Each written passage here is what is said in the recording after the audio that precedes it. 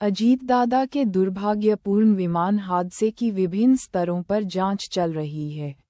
पहिली गोष्ट तर अशी आहे की जो काही दुर्दैवी अपघात झालेला आहे त्यामुळे सर्वच लोक शॉकमध्ये आहेत।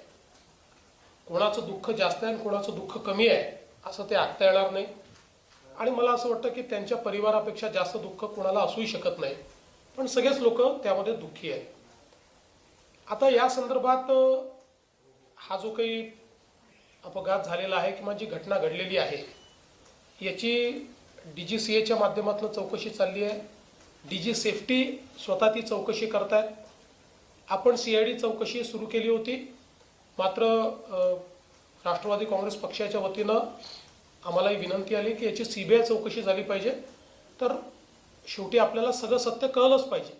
तात्काळ मी केंद्र सरकारला पत्र लिहिलंय, मी स्वतः माननीय गृहमंत्र्यांशी बोललोय आणि त्याची आपण जी काही CBI चौकशी आहे ती देखील आपण करणार आहोत।